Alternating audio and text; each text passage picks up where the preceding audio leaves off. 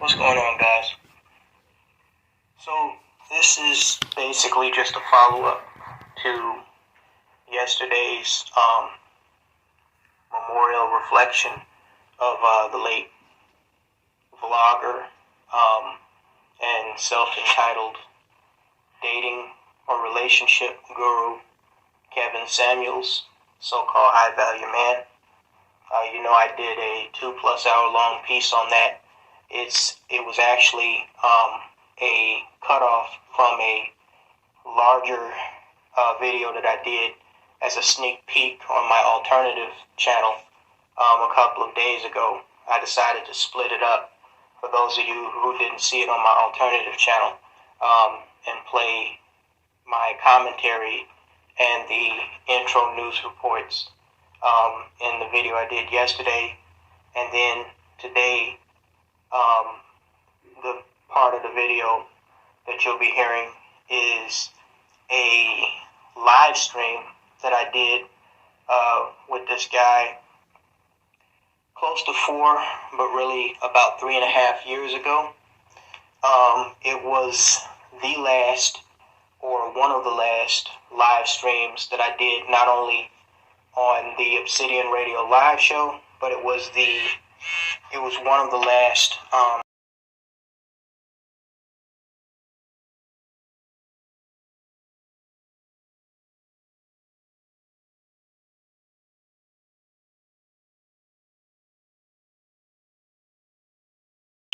one of the last live streams where I ever went on as a guest or special guest on someone else's live stream. As I explained many times, after 2019, I quickly realized that there was a lot about, black male YouTube spaces that I disliked about as much as, black female YouTube spaces. So I just decided to kind of just cut off and do my own thing.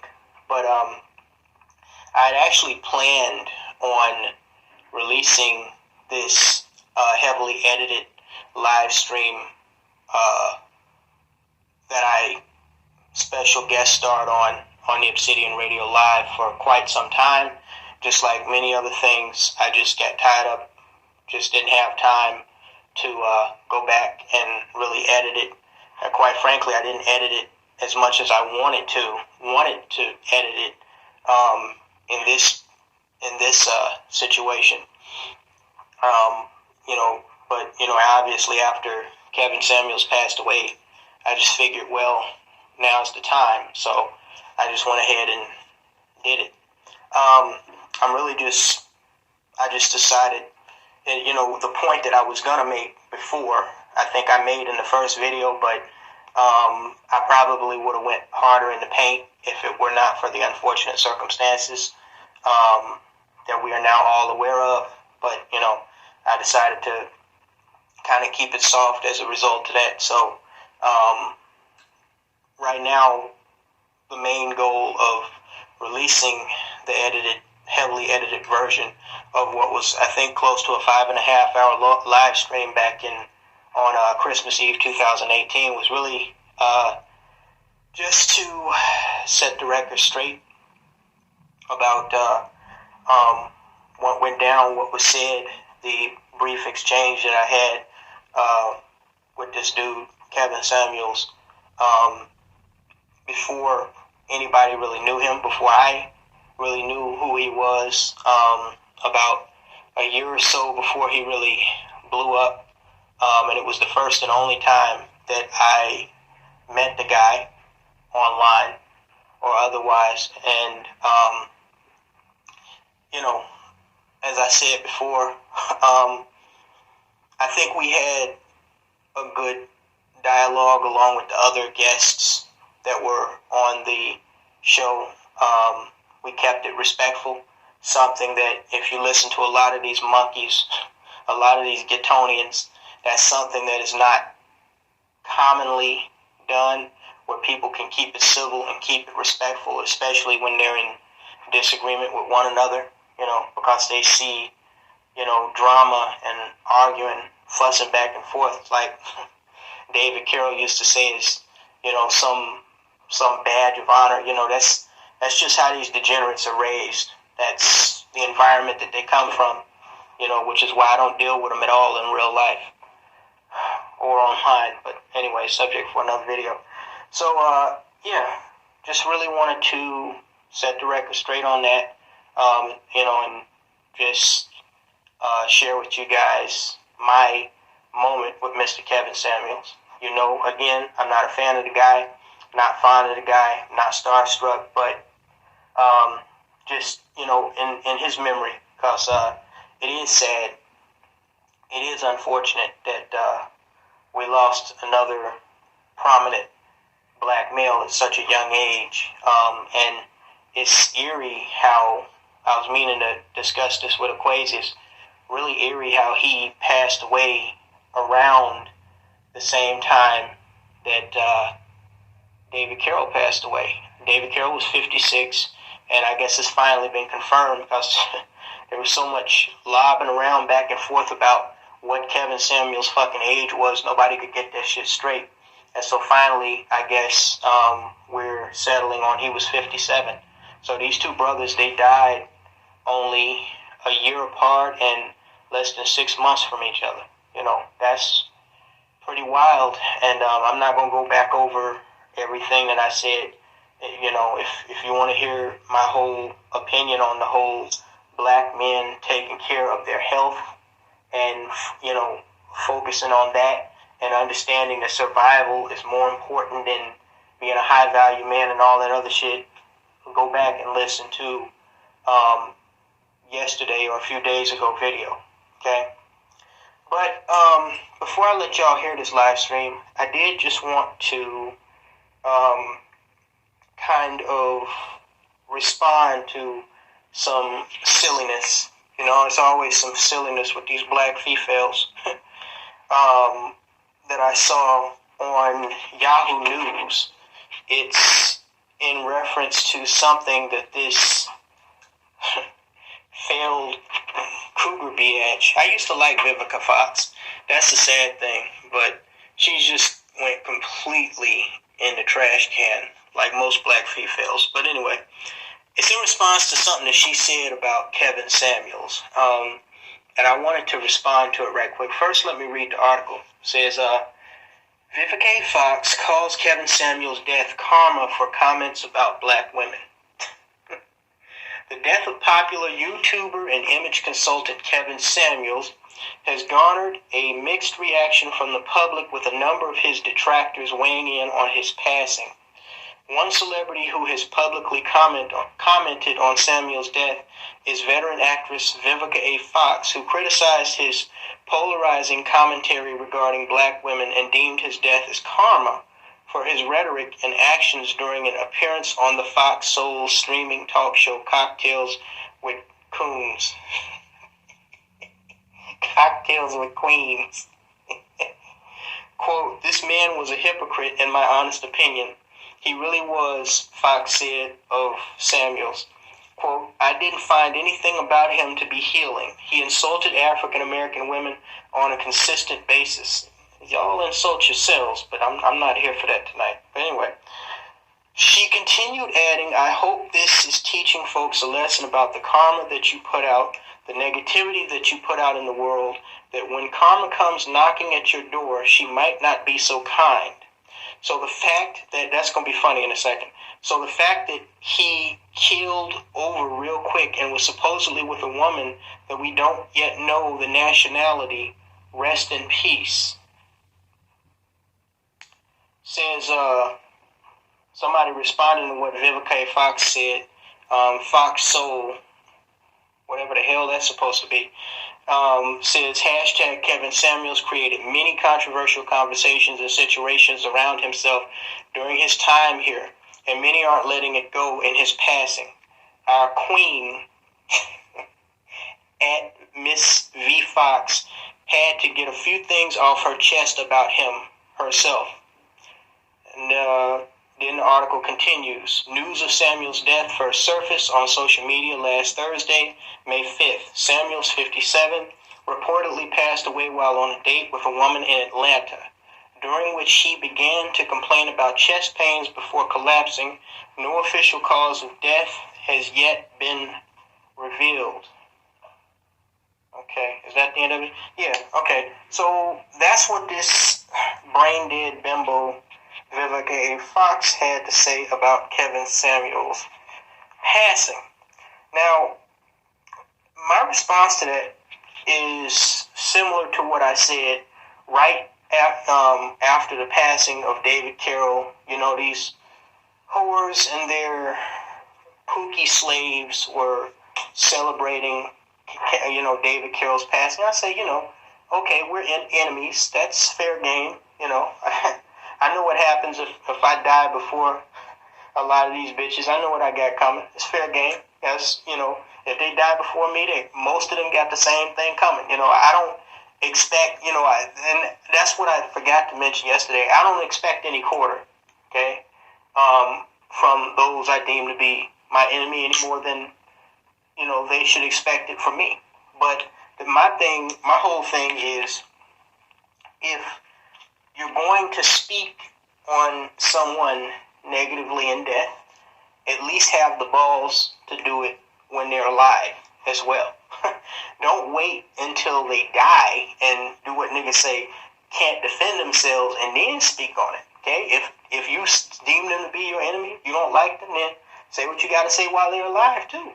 You know, I notice a lot of cowardice on YouTube where people only have something to say, you know, after the fact, or when they think, you know, you or they got you or something has you down and in a corner, you know. But that's typical niggerdom for you. So what can you say? Like I said, I'm not here for all of that tonight. But to respond to Vivica A.Fox, okay, I'm going to basically do similar to how I responded when all these bimbo whores were talking shit about David Carroll.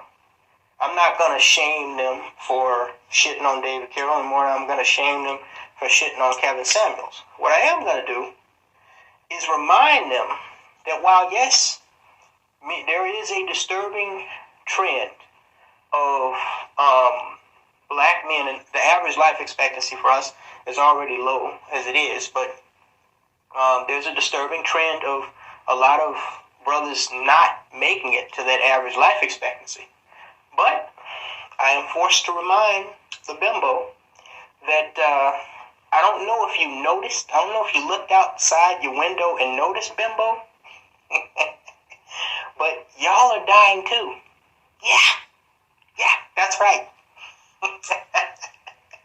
So I really don't understand this thing about, you know, popular, famous black man died. Bitch, I got one word for you. No, I ain't gonna say that. All you gotta do is Google it, okay? Google it. I came up with the hashtag. What was the hashtag? Dropping like flies last year, starting late last year, okay? I mean, we're not the only ones that's getting it, okay? Suicides, homicides, natural causes, accidents. I mean, people are leaving this world just as quickly as they're coming into it, okay? And particularly with black people, particularly with young black people, and a lot of popular black people, okay? Because we have a history, both male and female, of not taking care of ourselves, and more importantly, getting involved in high-risk lifestyles and putting ourselves, I'm talking about in general, not specifically, but putting ourselves in high-risk situations, okay? Fights, arguments, drama, all that stupid shit. It's a lot easier for us to wind up meeting our demise, you know, at an earlier age than other people. Good example of this are two recent stories that you may or may not have heard about. Starting with the most recent. This is from People magazine. Freshman Southern University cheerleader dead at 19 after social media post was flagged to school. Arlana Miller, she was a popular Insta-thought on Instagram. Has 66,000 followers, I believe. A freshman at the Louisiana-based university published the social media post on Wednesday night. A Louisiana community is mourning a 19-year-old cheerleader who died after publishing an alarming post on social media earlier this week.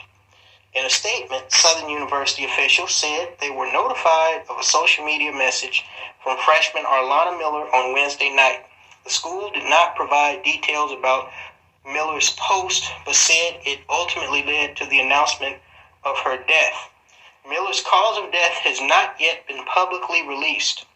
We mourn the loss of Arlana Miller, a freshman Southern University cheerleader, the school statement said on May 4th, 2022.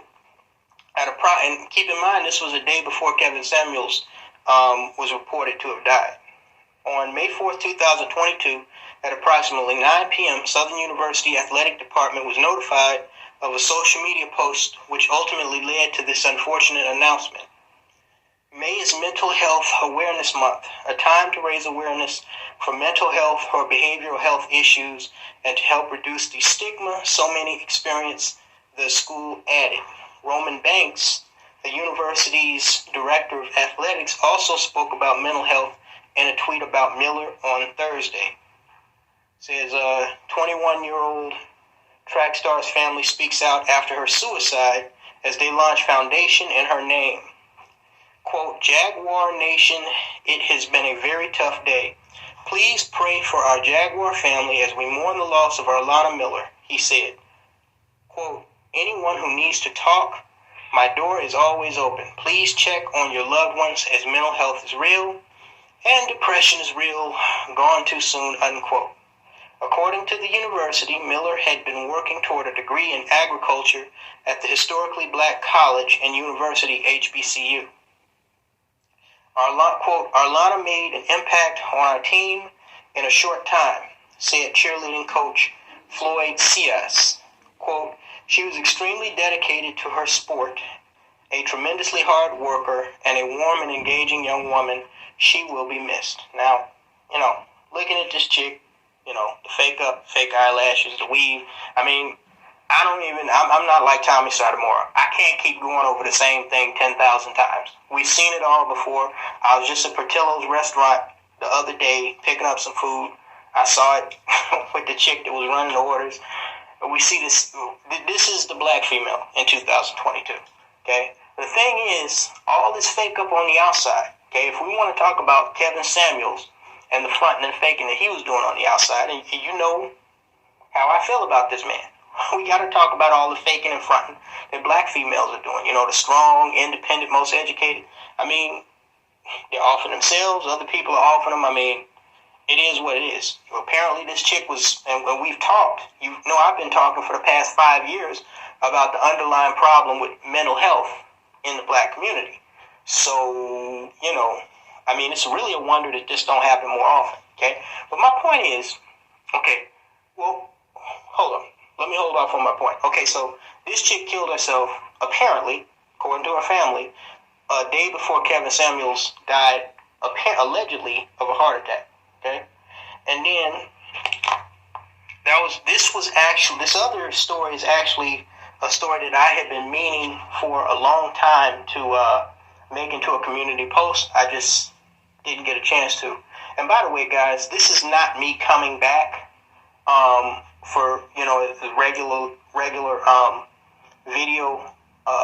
video uploading schedule. This is just me, taking time out. I figure, I take advantage of the opportunity since we kind of in a way memorialized the death of Kevin Samuels to kind of get a couple of things off my chest, and then I'm gonna go back to community posting because, as I said, right now.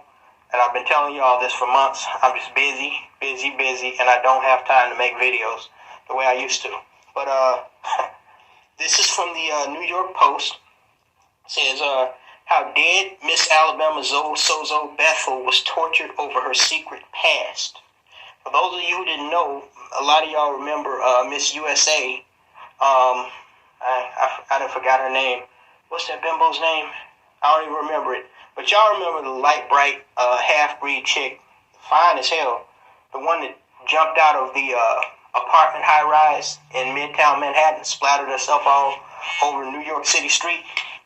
Well, literally about a week or so after she killed herself, and she was former Miss USA, I think 2020 or 2021. No, I think it was 2019, some shit. It was recent. Then Miss Alabama, this dark-skinned chick that claimed to be conservative Candace Owens types, you know, one of these black chicks that like to appeal to conservative white men, yada, yada, yada. She actually died. Original reports was that she killed herself, but then reports came out that it was some type of a fucking accident. So Miss USA and Miss Alabama died within about a week of each other, maybe a few days of each other, more or less. It says, and some people are still saying that it was suicide. From the description that I read, it sounds more like suicide than an accident. I think the family is covering for it. But anyway, let me read this article real quick. It says, to the public, Zoe Sozo Bethel was a beautiful Miss Alabama, a model and budding conservative commentator who mysteriously fell, and that's in quotation marks, off a third-story balcony in Miami just before midnight, February 10th, and died of her injuries a week later. Those who know her say her death was especially tragic because Bethel, 27, was overcoming a tortured past in a troubled family that she tried to keep secret. She was the daughter of two fire and brimstone preachers, Orlando and Glennis, who called themselves the Apostle and the Prophetess. They took their kids all over the South, having them participate in inflammatory homophobic rhetoric and wear t-shirts reading, "God hates gays," or "God hates whores."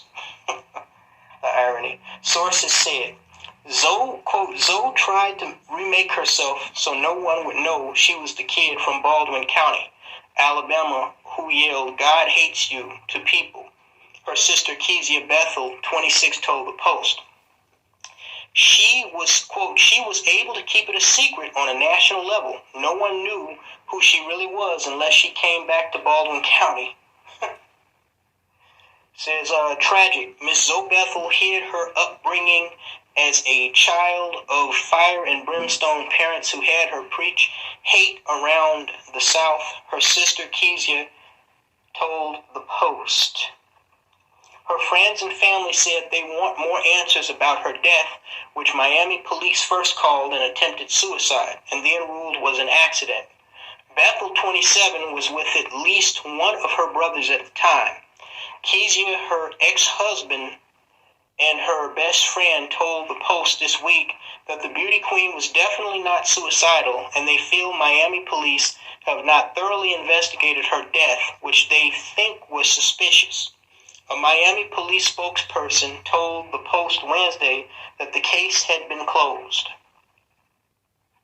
Says Zoe's father, Orlando Bethel, now 54, and his late wife, Glennis Bethel, who died of cancer in 2013, were both former small-time models and actors who met in Miami and later moved to Glennis, native Loxley, Alabama, after Zoe and her younger sister Kezia, now 25, and brother Zion, 23, were born. Glennis also had two older sons, including Santiago, from her first marriage. Kezia said her childhood was a nightmare. She said her mother, who can be seen preaching and rebuking others in YouTube videos, had a history of mental illness, as most black women do, often kept her kids at home and lectured them about the Bible and their laziness, sometimes up to 18 hours a day. Well, that sounds familiar. Zoe's sister Kezia told the Post their upbringing was a nightmare and their mother had a history of mental illness. Okay, read that already. Because their parents were arrested for disorderly conduct and other charges stemming from their public preaching, Kezia said the children were in and out of foster homes. Quote, "I went to sleep every night crying," unquote, Kezia told the Post. Quote, "I just wanted my family to be normal. Nothing made any sense. Zoe would fight back the most, and they kicked her out of the house several times. We were scared, unquote. Sometimes their parents would take off with the kids for months at a time to places like Tennessee, Kentucky, and Ohio, where they would preach often aggressively, according to both Kezia and a number of media reports. From the time, Kezia said they were inspired after watching Westboro Baptist Church videos. Westboro Church has been described as a hyper-Calvinist hate group and has protested against gay people since 1989. Says Zoe escaped her turbulent life through pageantry, her sister told the Post. In 2010, Zoe and Kezia were pictured in a local news report at a protest by the Westboro Church in New Orleans. Zoe looked downcast, wore a t-shirt reading "God Hates You Sinners," and her brother wore a t-shirt saying "God Hates Whores." Apparently he doesn't, because they're running around everywhere, but anyway. Even though the Bethels owned their home in Loxley, they sometimes went to other towns outside Alabama and tried to enroll their kids in local schools, saying they were homeless according to both local media reports and lawsuits filed by the Bethels. At the same time, they had their kids walk into the schools wearing t-shirts with inflammatory slogans and passing out religious material, according to Kezia and media reports. Quote, her mom was off her rocker, unquote. Sarah Kane, who said she was Zoe's best friend since the age of 13, told the Post. Quote, she told me she never got that kind of motherly love. My mom did not let me go over there. Damn. She was not a fan of Zoe's parents. Zoe's parents would go around calling out girls as whores if they were wearing shorts. And this could be in Alabama in the summer when it was hot. And this coming from two former models and supposed actors. Okay. Says Zoe and Kezia briefly spent time with Westboro church members at their Topeka, Kansas base until their parents were thrown out, said Kezia, adding, my parents were too extreme even for them. Damn. Wow. Says the Southern Poverty Law Center singled out Glennis Bethel in 2011 for being part of a hate group in a report titled, quote, gay bashing prophetess can't stay out of jail, unquote. Oddly, Glennis also took her daughters to Atlanta when they were in their early teens to get them signed with modeling agencies. Kezia said she and Zoe both modeled off and on as teenagers. Kezia said the Bethels briefly spent time with Westboro church members at their Topeka, Kansas base, but that Westboro threw them out. Quote, my parents were too extreme even for them, Kezia said. I don't really think it was that. I think them white crazy motherfuckers, they just didn't want the black crazy motherfuckers taking over. It's like, damn, we the ones supposed to be loud around this bitch. What y'all doing? Get to the back of the bus, bitch. The Bethels have filed more than 50 federal lawsuits, mostly in the South, against school districts, police agencies, villages, and cities, alleging their constitutional and civil rights were violated. In 2003, Orlando was arrested in Escambia County, Florida, for protesting without a permit while demonstrating in front of churches with protesters inscribed, quote, worship God, not your pastor. He pleaded not guilty and challenged the law in federal court, where he was represented by the uber-conservative and anti-gay Liberty Council and supported by the American Civil Liberties Union. Ultimately, the county agreed to amend the permit ordinance according to the SPLC. Mama look whack. Damn. Says Orlando Bethel is pictured with his daughter Kezia and son Zion at a protest promoting hate. Glennis Bethel, who liked to call herself the prophetess, died of cancer in 2013. She probably actually died of her own bullshit, but anyway. Orlando Bethel denied that his children had a difficult childhood, although he admits they spent time in foster homes. In 2011, police came to Brentwood High School in Tennessee when Glennis tried to enroll Zoe and Kezia and also have them distribute religious material in the classrooms, according to a local news outlet. Zoe's father, during a phone interview with the Post Wednesday, denied accusations that his children were abused in any way or had a difficult childhood. He admitted the kids had been placed in foster homes 1 or 2 times, but it was just when he and his wife were falsely arrested, he said. He said the family never directly interacted with Westboro church members, although he acknowledged some of them came to Florida to support his legal tussle with Escambia County. He also said his late wife was not mentally ill. Well, of course, another mentally ill person is not going to recognize a mentally ill person. My children were never abused, Orlando Bethel, who has since remarried, told the Post. Quote, they never had any abuse physically, mentally, or emotionally. They were loved and cherished and still are. They were raised under fundamental Christian beliefs. Yeah, well, your rebellious, bed-wenching daughter jumped out of a balcony, hotel balcony, so that kind of refutes your claim, sir. Quote, Zoe was a treasure, a gem, as all of her siblings, he added. Zoe was at the precipice of being able to show the world all she had to offer. Unquote. Bethel, who left home at 16, forged a successful career as a model while also pursuing conservative politics, including trips to the Trump White House and affiliation with Turning Point USA, or ain't that Candace Owens' brand, or used to be? And participating in a Young Black Leaders Summit.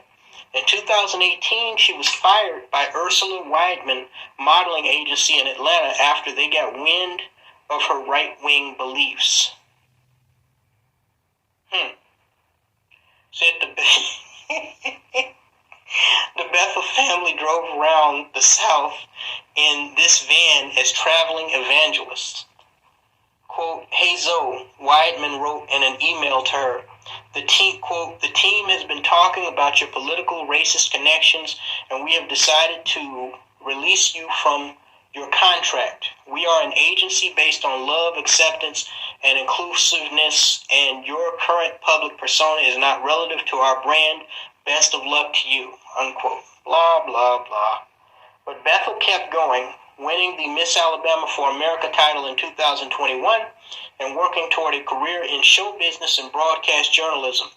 Friends told the Post she had separated from her husband, Brennan Franklin, a white man, of course, who looked after their 5-year-old daughter at their home in Alabama. Bethel was in Miami to network at the time of her death. Zoe's half-brother Santiago said he and his sister had dinner out the night she died, according to the police report. He said she had taken some type of drug to relax. Of course drugs were involved. Of course they were fucking involved.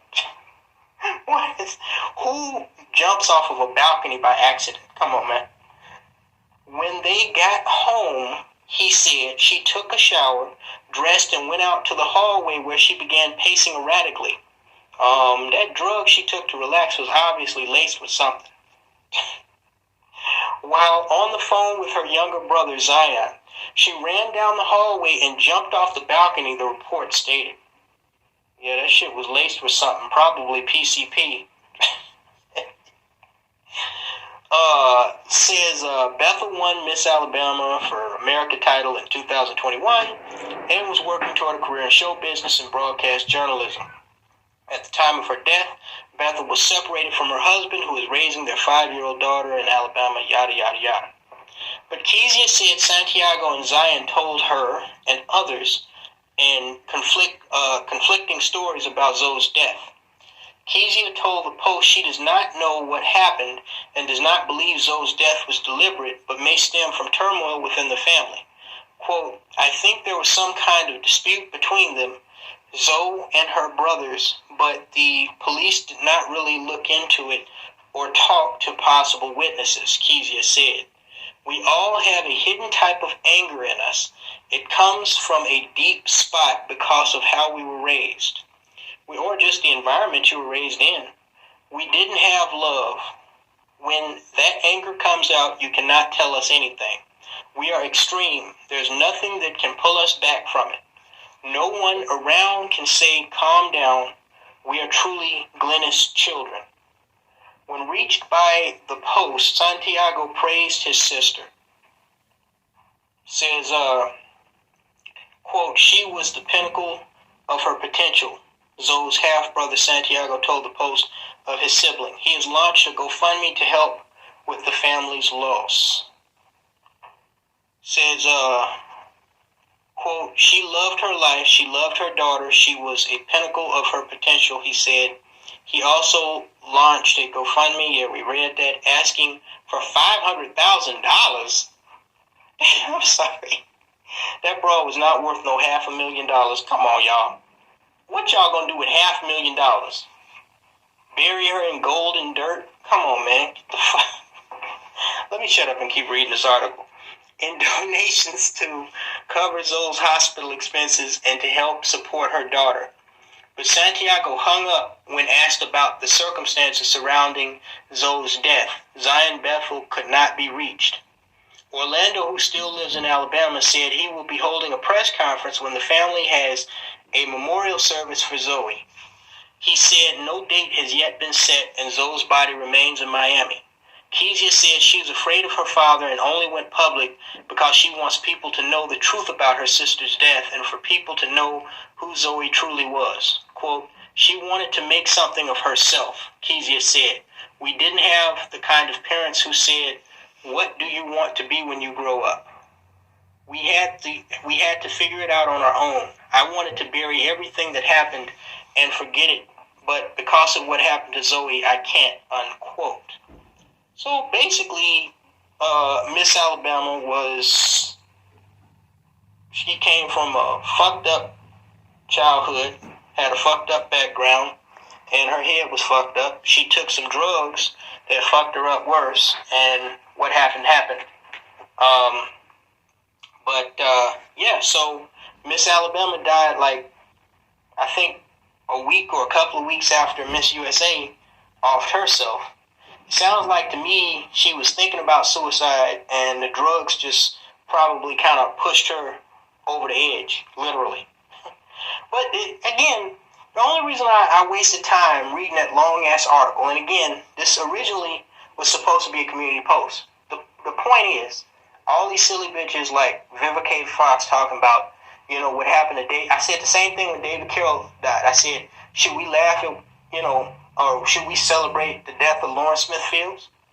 Should we celebrate the death of those two Ohio swirlers back at that time that got murked by their white husbands? Should we celebrate in retaliation? I mean, what? I don't get this whole thing about talking about it's karma. Listen, and you heard what I said about Kevin Samuels yesterday, and it's still, the verdict isn't out on his official cause of death. A lot of people suspect that Hispanic bimbo or that Blaxican, whatever the hell she's supposed to be, may have had something to do directly or indirectly with his death.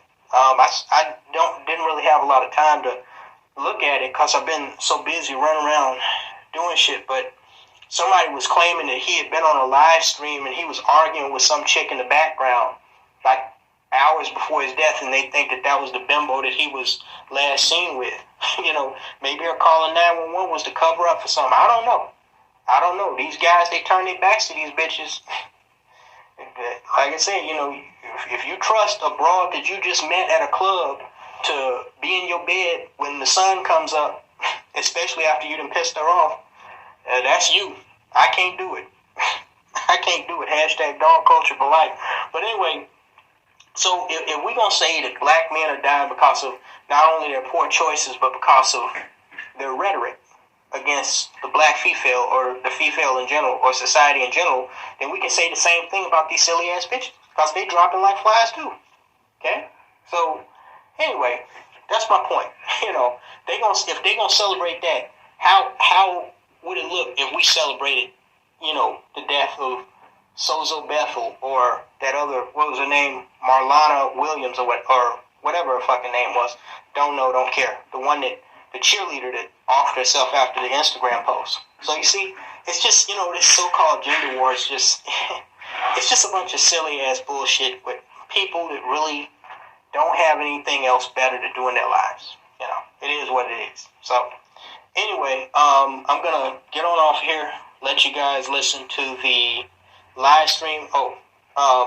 Any more questions about FS Avenger will have to be forwarded to my email, briansolange2@gmail.com. As I think I brung that up yesterday's post. Okay, as I said, FS Avenger is coming back, but when it comes back, more than likely it's going to be my personal website, and if I allow some people to come on, they're going to be very carefully handpicked Negroes, okay? But anyway, like I said, anything else, just email me about it. And thanks so much for listening. Talk to you later, guys.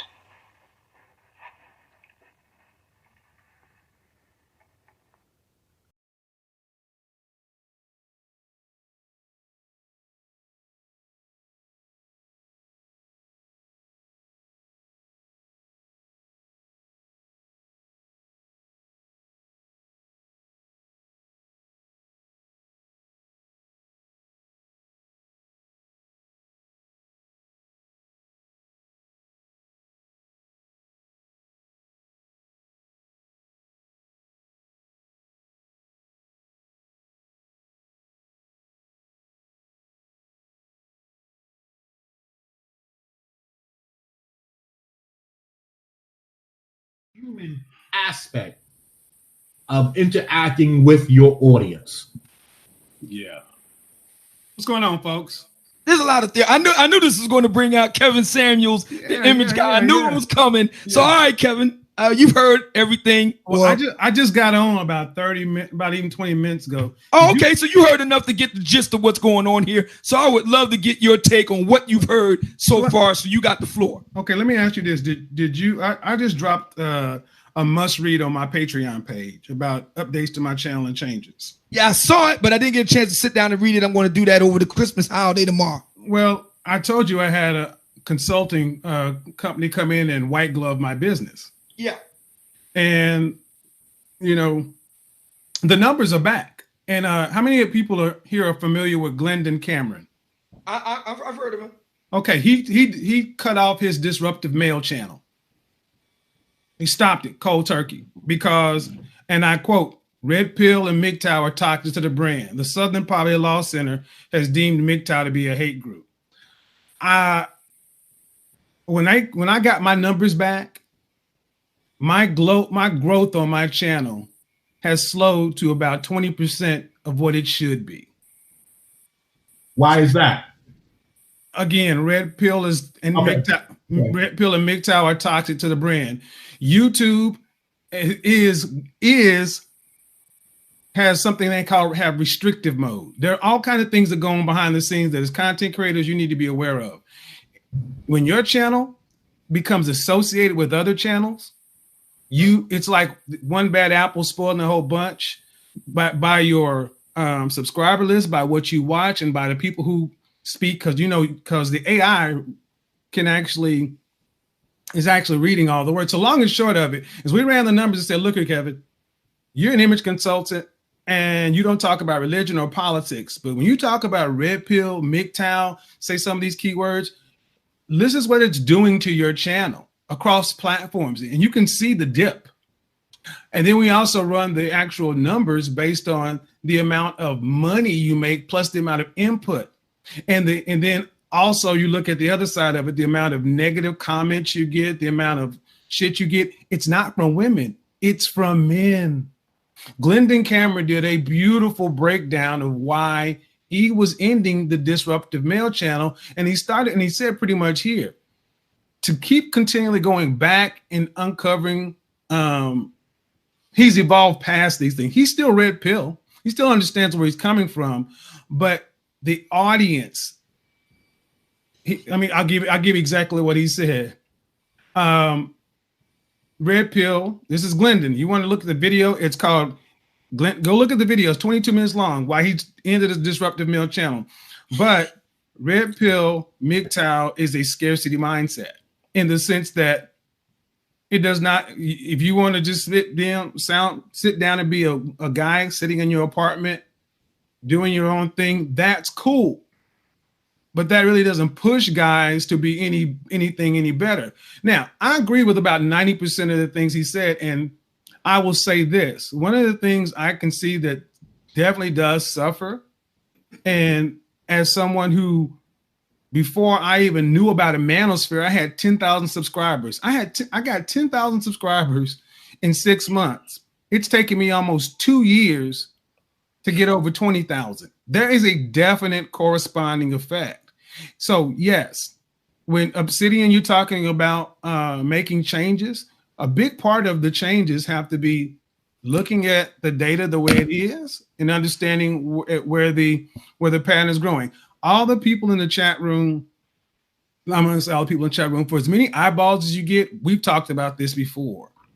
And this is not just on your channel. It's an underperforming market. That's simply what it is. Now, people will come into Red Pill spaces and talk a long time. But as far as putting cash on the barrelhead, no go. Well, all right, so let me ask you a question then. All right, because we were talking about this before you showed up. So here's Brian Solange's argument in a nutshell, using the Zaza Ali as a kind of entry point of sorts. That you have a spate of black female, essentially hustlers who are taking advantage of what they see as a great opportunity in this burgeoning black manosphere and are getting likes and shares and cash. Mm-hmm. And he cites Paris Milan, Olivia Alexa, Cynthia G, and so forth. So my argument in response to what you're saying, you brought up Glendon Campbell. All right, so why is it that Cynthia G is doing so well? Explain that one to me. Because in Red Pill spaces, the rhetoric is down, boo, women, down, everything, women. But when guys get away from that kind of stuff, 9 out of 10 men still want a woman and they want kids. And see, it's easy for guys who've already passed that point in life or who had a divorce and already got kids to trumpet that. Younger guys still want this. Even with all of the downsides, they still want it. So Cynthia G, unlike this space over here, still looks like hope to these guys. That's disgusting. Well, but again, Ezra, how old are you? I'm 44. And how many kids you got? I have four girls. Okay, now go back to the 18-year-old you and say, fuck the rest of your life, no kids, no nothing. It will be a completely different story, friend. But I know young men. I don't care. I said you. Wait a minute. I just said you. You're right. Well, Kevin is right. I'm 33. I'm talking about somebody who's already a father. Ezra, you be on some bullshit, man. You sit around here, thunder and talk about stats and everything else. You got 4 fucking kids, man, and you've already been through this. Exactly, yeah. And I'm saying a lot of it wasn't worth it. But you can say it, but you still got them. You still got them, fam. Oh, you got 4 kids. And I got exactly, and that's the point. You got something that you're telling other guys that it ain't worth, but you wouldn't give any of them up for anything. Come on, knock off the bullshit, man.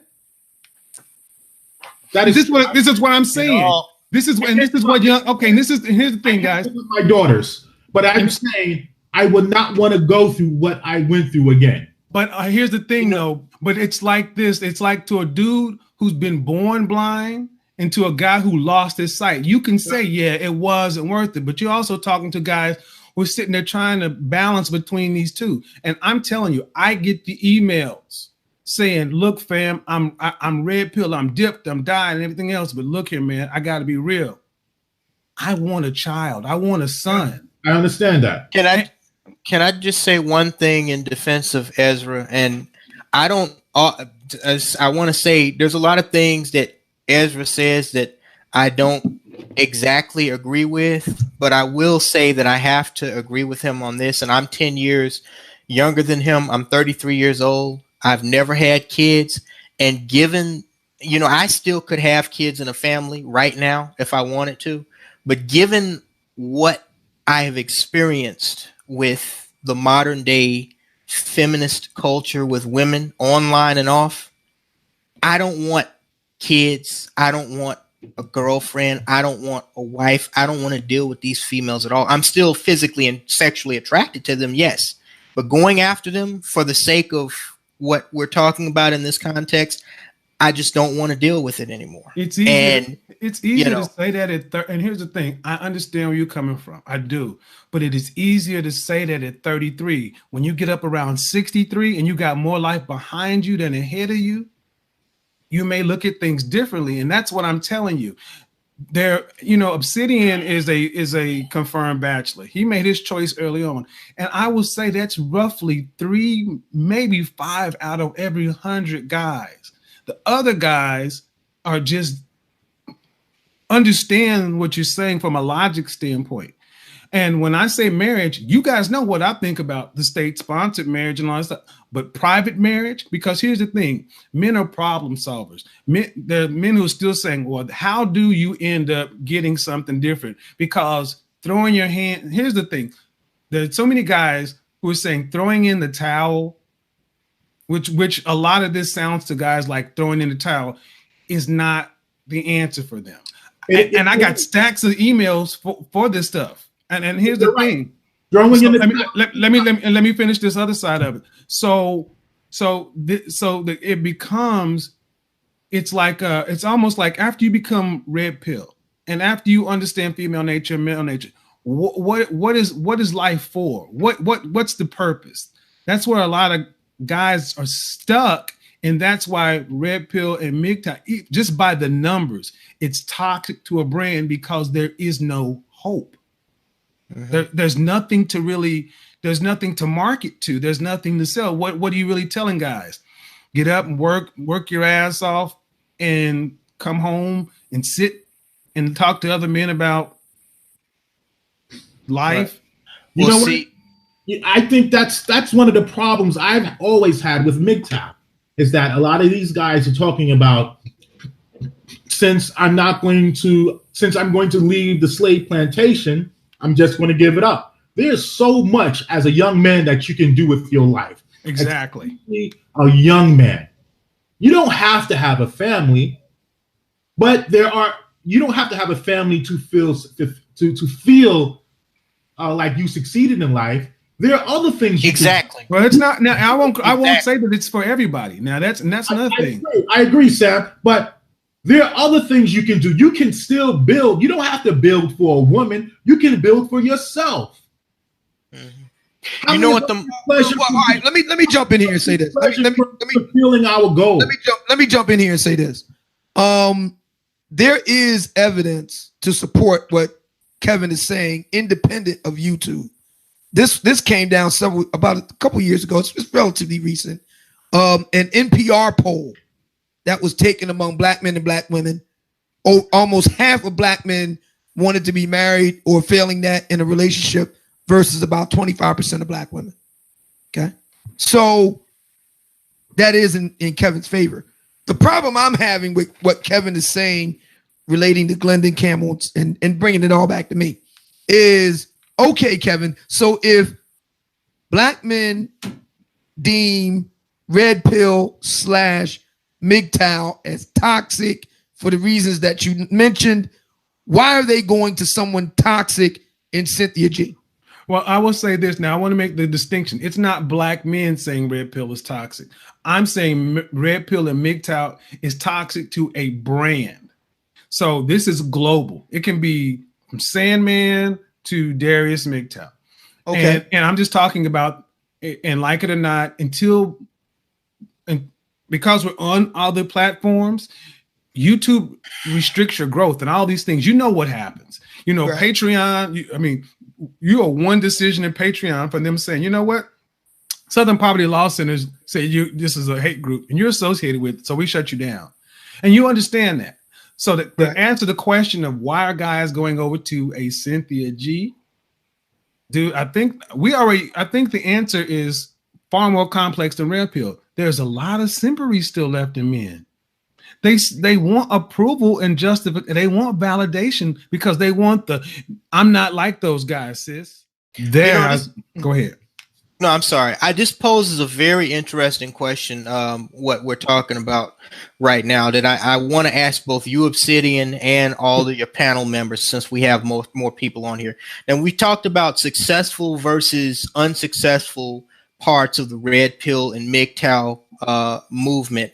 I have to ask people this because I've seen a lot of arguments on social media, not just YouTube, that Tommy Sotomayor has moved on beyond red pill, beyond MGTOW, like he's like his own brand and category now. There's even rumors now that he's supposed to be in some movie that's coming out, and he's basically become close to or a millionaire off of his brand of anti-black feminism. Now, Tommy Sotomayor, okay, if we're addressing this from saying that, well, red pillars, men who are advertising that they're on to the BS of females, or MGTOWs that they'll deal with women on their own terms only to benefit themselves.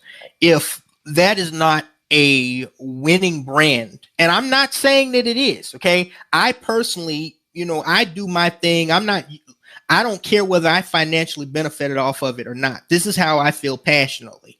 But if it is not a winning brand, how did Tommy, who was really one of the pioneers, not the one, but one of the innovators of this whole thing 5-6 years ago, how did he separate from the rest of MGTOW and red pill to become as supremely successful as he has been?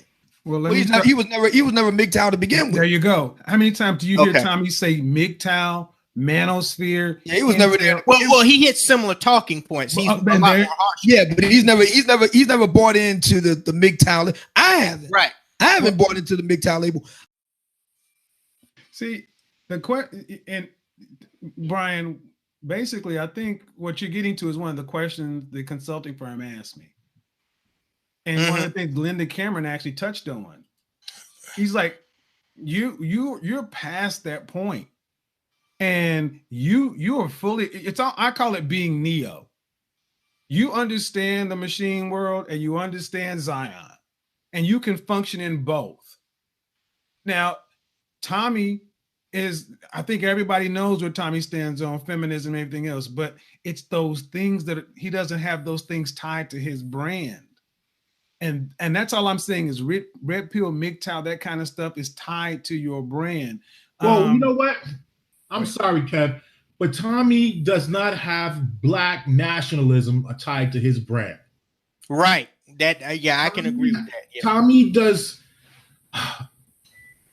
Tommy, as you all know, he criticizes black women. He criticizes black men. And he sometimes criticizes white women and white men.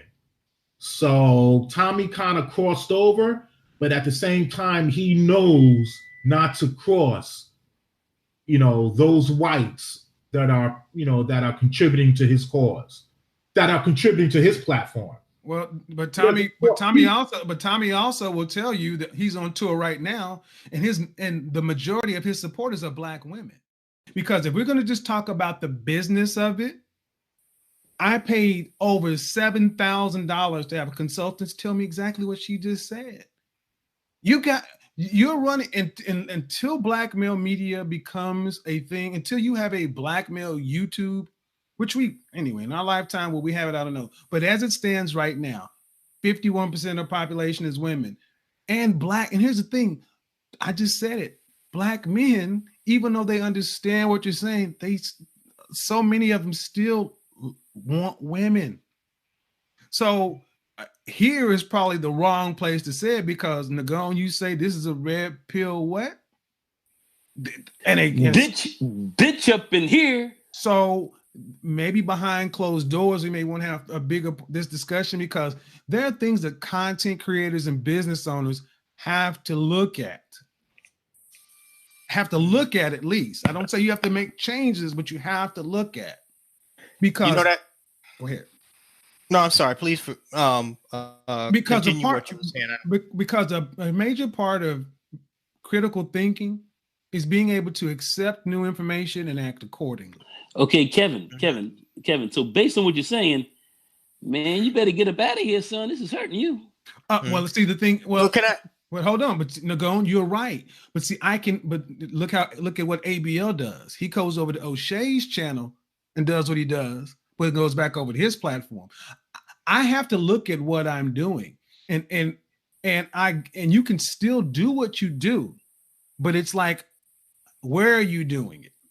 And at the end of the day, anybody who would get upset with a content creator having to make adjustments, but while still while making adjustments and growing his business, you got to look at who's paying the bills. And Obsidian, because you have no outside funding, you have probably the purest business model of anyone.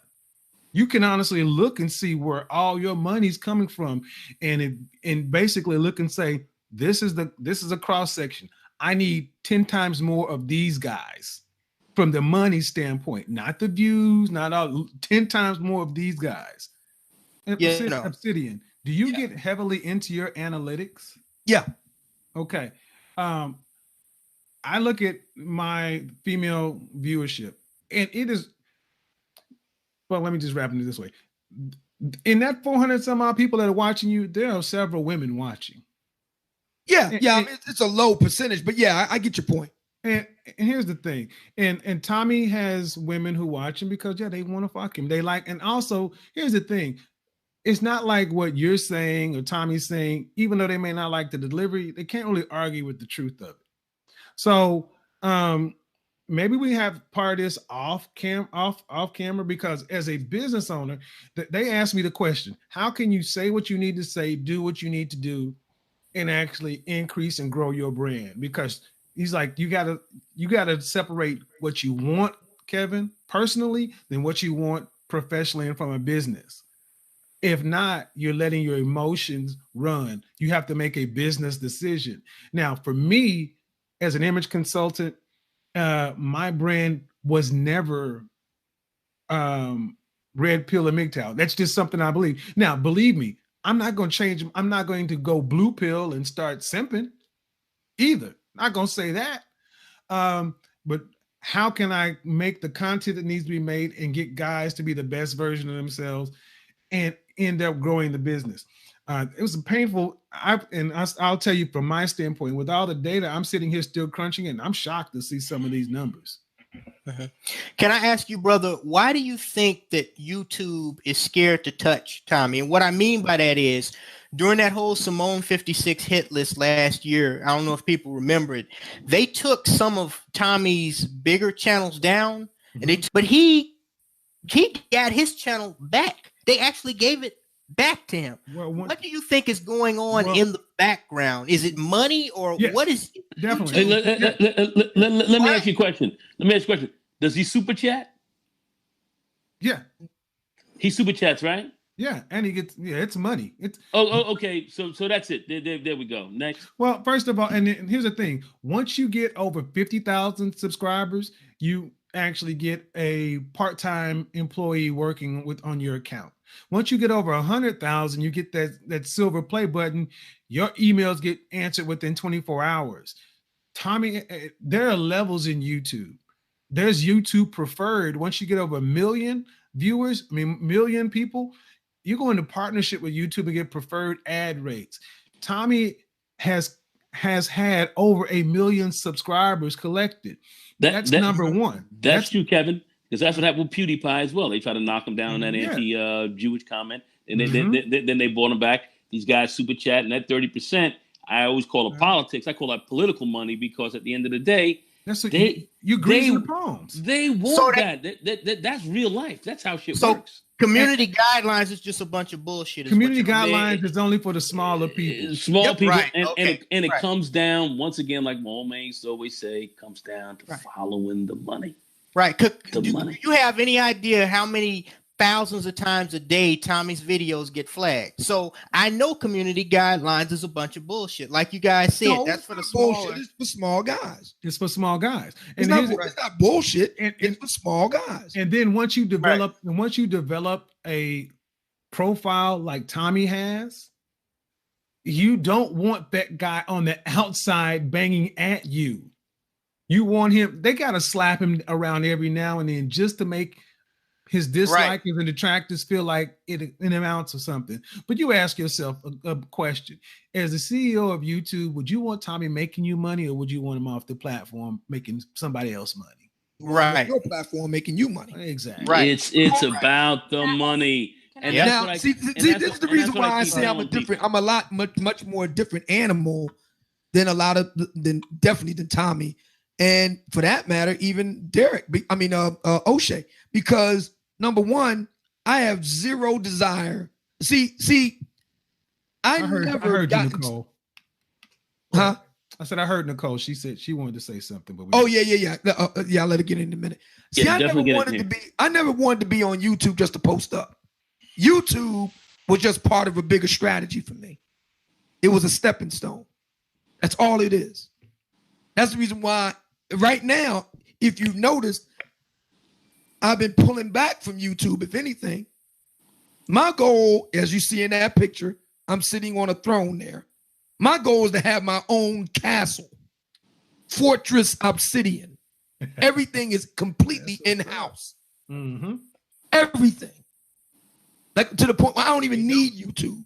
YouTube needs me. All right. Well, that's what I tried to explain to brothers when I started the whole idea for what eventually evolved into Black Avenger, as you know, Obsidian. I told black men the only way we're going to be able to, get anywhere with, protecting our content is we're going to have to own it and operate it from production to distribution. That's it. No, I wanted to ask Brian, and some of y'all may chime in on this. The thing with what he was saying about other YouTubers, and this is why I respect content creators, whether I agree with them or not, because I see myself as an easy target too, and I don't want people to come after me either. I treat people like I want to be treated. Respect my content just like you want respect on your channel. So that brings me back to address Brian. We're talking about YouTubers, female YouTubers who do X, Y, and Z. Can we talk about the male YouTubers who clock other male YouTubers?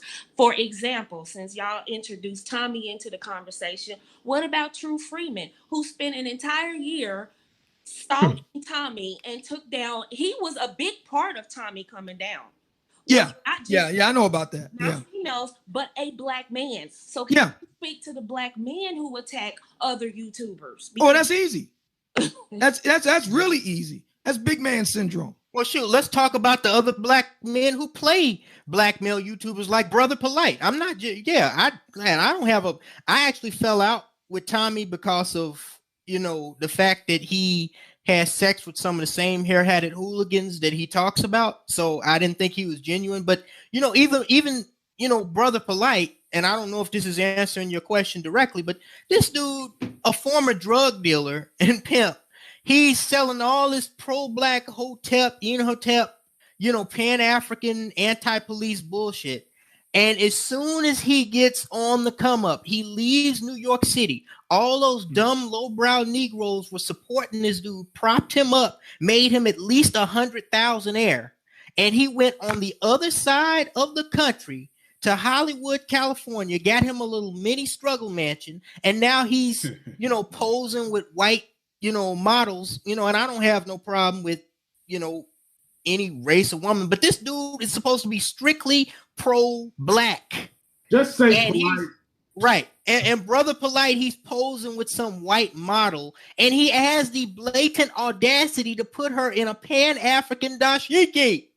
So yes, there are players on both sides of the spectrum. There are petty people on both sides of the spectrum. That's why my little circle, my camp, we're so small. The only two black guys that I actually listen to with consistency, Obsidian, he's my friend on here. He reached out to me after the Ugmon 56 hit list.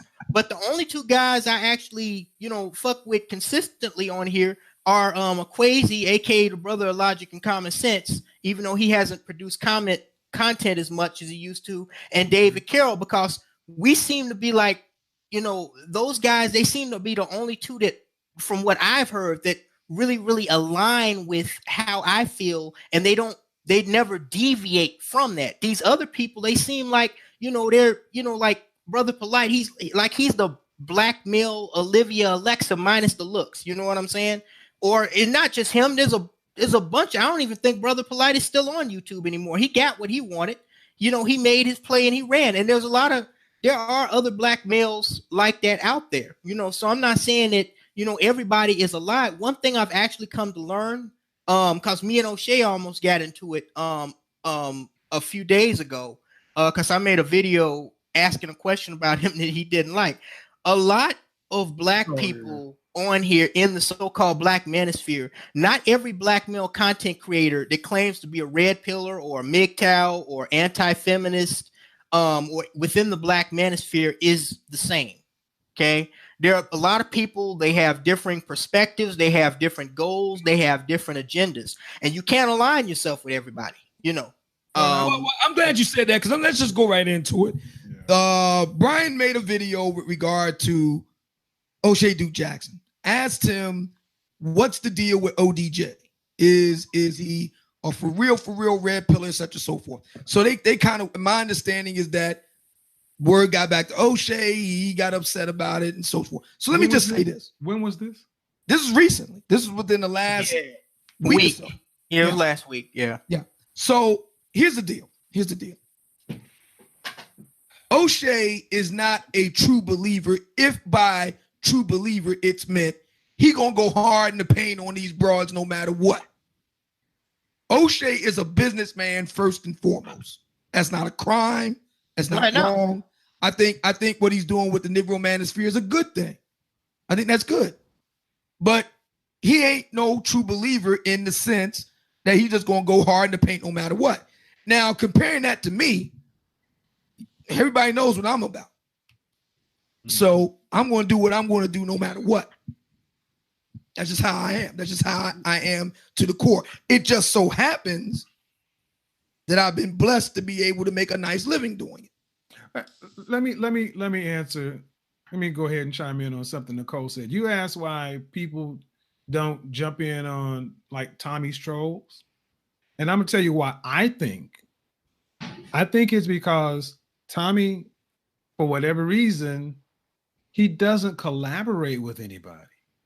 So he may be the top of the mountain, but it's difficult for some. Because ask yourself, when you go at a troll for trolling somebody else, you run the risk as a content creator that troll turn on you.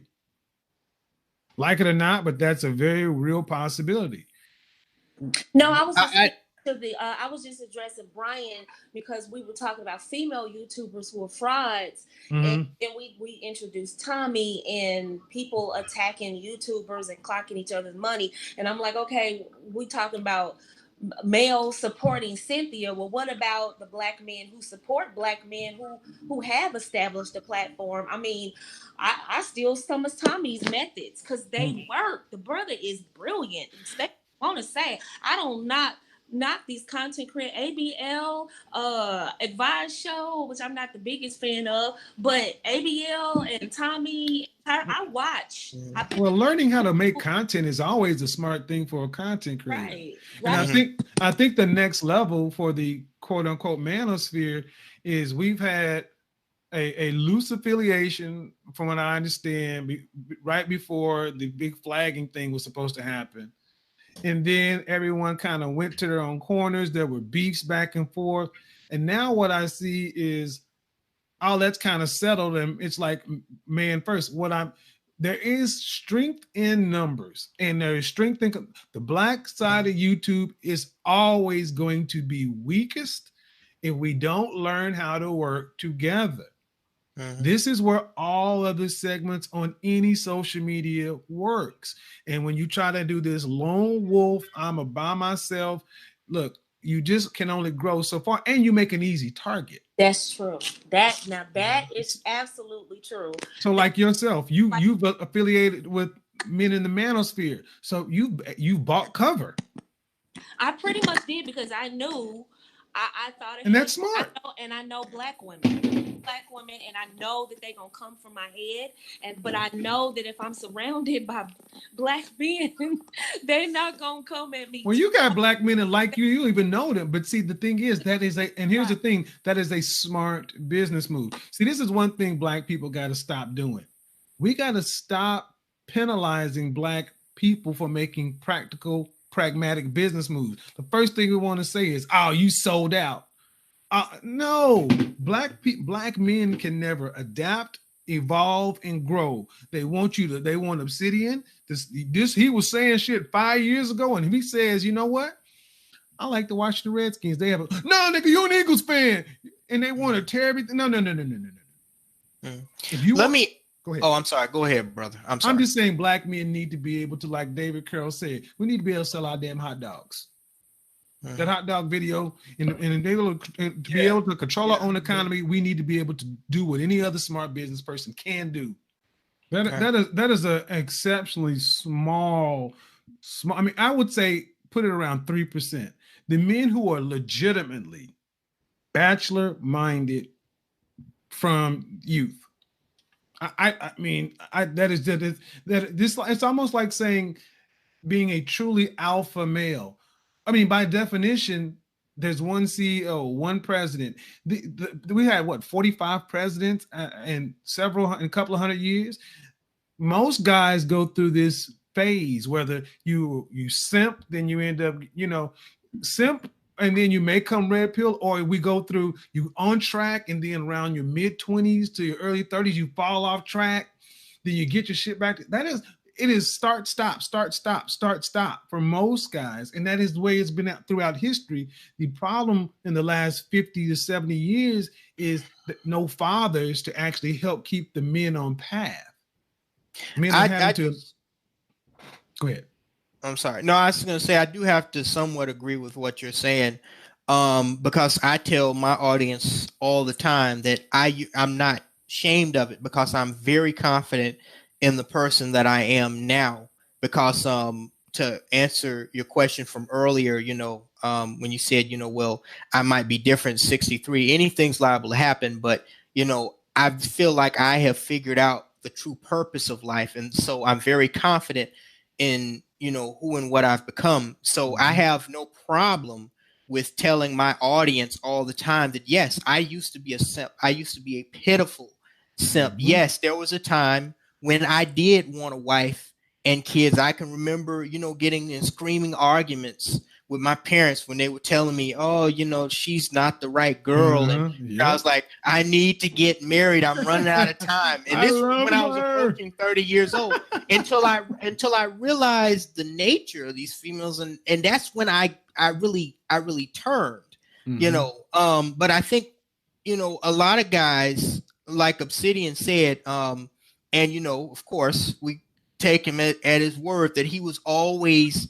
like this. I think that is rare. What really turns most men either against women or at the very least anti-feminist so-called MGTOW. I actually call myself a Marlboro man. I'm not going to explain it, but what turns most men into that is because of the same thing that turns, a lot of women, whether they go, lesbian or anti-masculinity, is because of the bad experiences that they've had with the opposite gender, in relationships, maybe as co-workers, legal issues, online, offline, etc.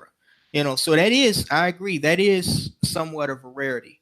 But even if you fluctuate between now and 63, I don't think you will ever go back to not being a red pill man. See, that's the beauty of the red pill. Once Right. your eyes are really truly open, you can Yes. never go back. Mhm. And that is what separates evolved red pill men versus Mhm. new red pill men. You've gone through all of it, the red pill rage, and now you understand how to maneuver. I'm not sure about that, Kevin. It all depends how well she sucks your dick. I don't think I could ever fall back. My ex tried that with me, and I told him my last stream when she wanted to try to get something out of me. You know, she tried to perform sex acts on me, like if she wanted me to apologize for some dumb shit that I didn't do, and I put my foot down. I said I'm not apologizing. You know, she tried to to do the sexual stuff on me. And it just strengthened my fucking resolve. I am a very hard-headed person. I've always been like this. You can ask my parents. You can ask my former pastor. I've always been dead set. If I'm going to do something, I'm going to do it. If I'm not going to do it, I'm not going to do it. I don't give a fuck who you are. That's why it's so easy for me. The more attractive these females are, the more I'm suspicious of them. Which is why I was the first to call out Cynthia G. Well, Cynthia G's more makeup than anything. I was the first one to call out Paris Milan. I'm the first one to openly call out Olivia Alexa, because I don't fucking trust them. And that's because of the mindset that I have. I want to say this, and I want to get everybody's reaction to this. Going back to that video that Olivia Alexa made, MGTOW loser, whatever. I find that new video. Yeah, I find that, and this is true on the white side as well. I think a big part of the problem between the sexes here is that men, in this case, black men, are supposed to just soldier on from defeat after defeat with black women and keep on soldiering on until they find that black woman that's a diamond in the rough, right? Whereas with black women, all they need is one bad experience with a black man, and they done. And everybody will support them in their being done. Okay, I see what you mean. Okay? Mm-hmm. Okay, I see what you mean. Could y'all speak to that? Well, Nicole, you want to start with that one? Can you start? No. Okay. Well, you're right. Because black men, just like all other group of men, we're supposed to not cry, shut up and just take it. We're supposed to be more than anything else. We're everybody else's utility. And this is where I think the red pill is so beneficial. See, no matter once you really get to that point where you're telling guys to live for themselves, make yourself happy, take care of your image and yourself for you, and all this other kind of stuff is an add-on benefit, your standard becomes higher to where you understand you have worth. It is easier to tell men to just suck it up. You're a simp, you're a punk, you got to be a man, when you beat men down to think that they're here to serve other people. Women have been told that they are the prize. I mean, bring it back to what we were talking about. Marketing works. The Beers talked about a diamonds forever and get on your knee for a wedding proposal. And I just saw Aquaman. You got heroes out simping. I mean, shit is in your face for an entire lifetime. It's programming. So guys are black men more so than anybody else because you got that mama at home and your father's not there. The two questions I tend to ask all black people right now: what did your daddy say? And if you're a woman, I'll ask you, what does your husband say? If you're a black man, I'll ask you, what did your father say? Or what kind of relationship do you have with your dad? Because men have to start valuing manhood before, and then in order to not continue to be walked over and expected to just take any old kind of treatment by any old body. Well, Kevin. Yeah. I think the big part of the problem here is that as long as this kind of mindset persists, it's only going to feed the quote unquote red pill, MGTOW sectors of the manosphere. I think women are going to have to admit that the pain that Brian Solange just talked about is real and take some responsibility for it. 100% agree. Collectively. when you talk about they're going to have to confess, I 100% agree.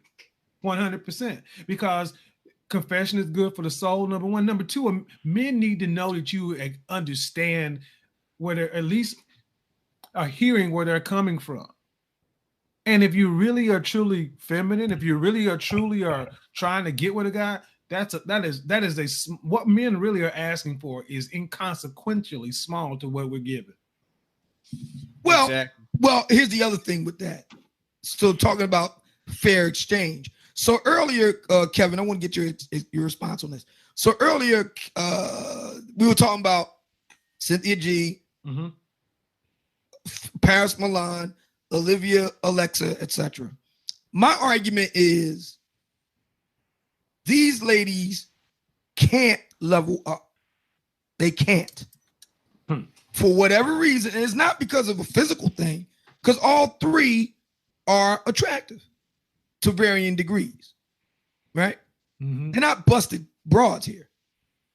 But there's something about them that inhibits them from being able to level up and attract a good black man that's willing to pay their bills. For whatever reason, they can't do it. Now, Nicole Michelle argued that they lack the game or womanly charm, if you will, to do it. Whatever you want to put on, however you want to phrase it, or what have you, my argument is, for whatever reason, they can't do it. And the best next thing they got is this YouTube thing.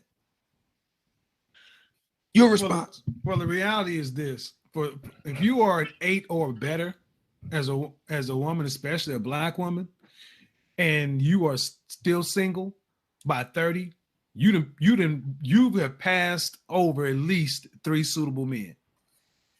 You don't get to be fine, single, and alone without something being wrong with you. I'm gonna just go out there and say it, because just the sheer amount, that was the case back in the 80s. It is damn sure the case in the 2000s. You have had plenty of suitable, competent, good dudes coming at you, even ones that are physically on your level, but far too many. But I said it on my video the other day when we talked about, did anybody watch my video when we talked about class, and I responded to Ron Wills, the black player, the professional thing. The class is major in Black America. Far too often do sisters get with a good dude, but they waiting for the bigger nigga. It's always the bigger nigga. Well, he may be making what you making, girl, but he's a blue collar dude. She want a white collar dude. Okay, he's a white collar dude. He need to have an MBA. And then for this, and then next thing you know, you done wasted opportunity after opportunity after opportunity. Then you get towards the end, you hit that wall, and you realize you got at least 3 dudes that you should have, or you could have married, but you passed over them trying to get the next dude, and you're at the end of the rope. That's what I see when I see beautiful, especially beautiful black women, because there is no good goddamn reason they should be unhitched. On what, Kevin? Let me say this. Let me say this, because there are people in the chat room saying Paris Milan got a man. Let me say this. And a man ain't married. Let me say this. If you got a man that's everything you want in that man, why are you going to YouTube to get attention from other men? I'll say this: misdirection. Harry Houdini, a lot of people considered him the greatest magician that ever lived. He could make an elephant disappear in a room with over 10,000 people looking at the stage by misdirection. Okay. Crystalline Kerosene and Paris Milan are different sides of the same coin. They are advertising to their audience that they have men in their lives, but it's like in and out, in and out. You see them, then you don't. Okay. Right. That's because these men, and especially in the case of Crystalline Kerosene, these men are not really in their lives. Okay. But they need their audience to believe that, at least somewhat, to further continue and sell their brand. Yes. Okay. Paris Milan, right. Oh, no, I'm sorry, Nicole. But I just want to say, Paris Milan in particular, she did not, in her 100+ videos, she did not show a single man until after I released the exposure video about her. Okay. And questioned her validity as pro-black man. Then all of a sudden she comes out with this African dude, and you haven't seen him in a video that she has produced since. Misdirection. Miss Nicole. Now, Yeah, Nicole, you want to say something? Oh no. I was agreeing. No, you just agree. Absolutely. Yeah. I totally agree with him. There's a YouTuber right now. She's huge. She's on that whole tab, and she does the same thing Olivia Alexa does and Jaja Ali. She's like a younger version of Jaja Ali, but she's a young single mother saying the same stuff. So you're putting down other Black single mothers to get Black male support, but that's what they do. It's some of them just like being in front of a camera and like talking. And they like the attention. Some of them do it to get a man, and then some of them do it because they just want attention. A lot of them say they're married and they're not married. They'll say, "Oh, you know, oh yes, but they not been more married. I'm the only." I know who you're talking about. I know. I've been. See. How many hood rats have a married Facebook status? But I'm about to say, I'm glad you said that.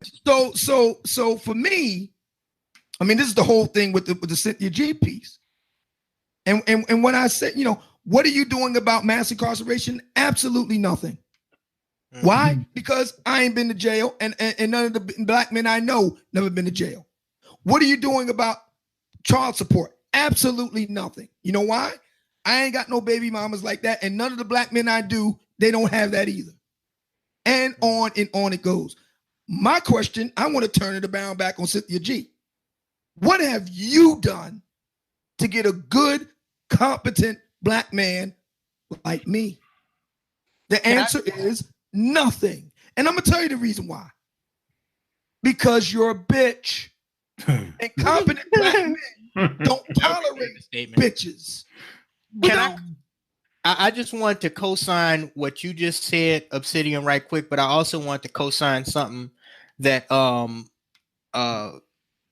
Nicole said about the females that we were talking about. But what you were saying, Obsidian, first about Cynthia G and these females that they're on here, they're fairly attractive, but they can't get men. I was thinking to myself, I don't know about the case of Olivia Alexa because I haven't really looked into her and her content from years back. But Paris Milan, number one, I don't know if people are going to agree or disagree with me about this. Paris Milan particularly, she comes off to me as the type of chick who, in her mind, she's a victim if she doesn't get her way. Everybody's lying on her. She's going to sue everybody. Everybody's picking on her. If you don't see things her way, if, it doesn't serve her agenda, she's a victim. Hence why she was accusing both Boyce Watkins, even though she didn't fill out the invoice and they had proof of that, and this other guy that she was auditioning for that was what she claimed was a porn producer, but she didn't know he was. They didn't compensate her correctly. In her mind, she's a victim. And so you can imagine a female like this gets with a dude and she throws her little baby temper tantrums and, starts whining and, nagging and stuff. And, he did this, he did that. Somebody sent me a message telling me to watch out for her. Okay. Because she's always playing victim. This was over a year ago before things blew up. Cynthia G, on the other hand, she impresses me as the type of chick that was on the runway. Well, I saw pictures of her as a runway model, and she looked more like a hood runway model. But I'm just saying, she impresses me as the type that was runway, but she was never good enough to be top notch, and that bothered her. Like that got inside of her head that she was always at the very least second best, or even third place. I call them chronic sevens. Right. When you listen to her with her vulgarity, her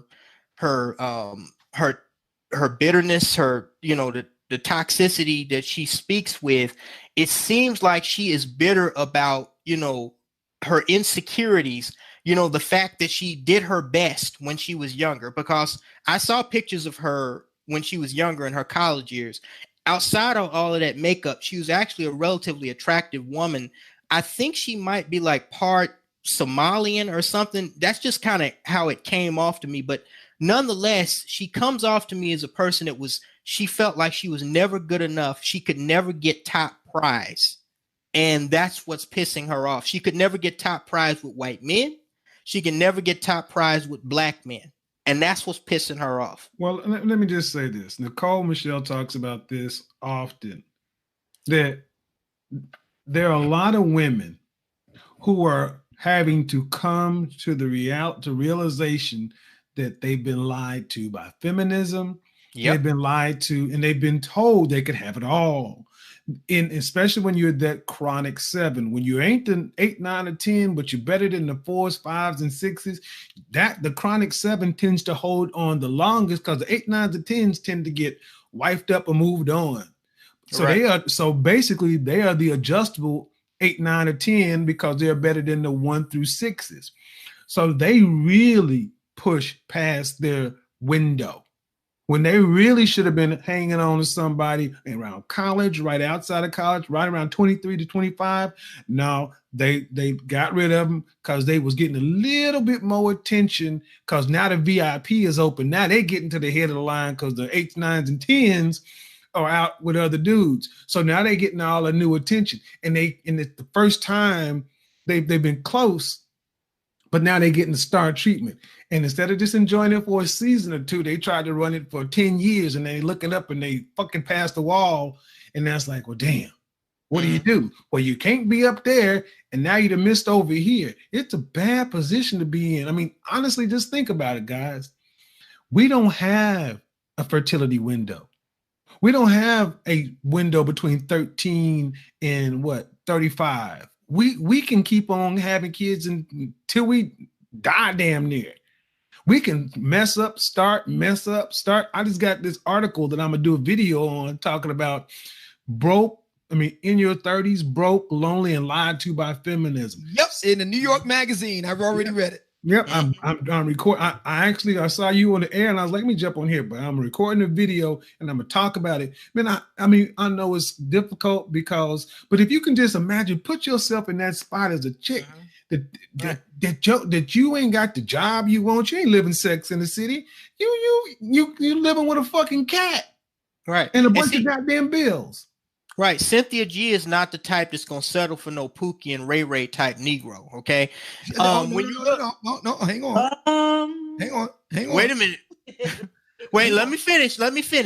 Look at where this woman, okay, people disagree with me. I already figured out, but hold up. Let me finish. Now, she is in Seattle, right? Well, no, she's now in the DMV. Go ahead.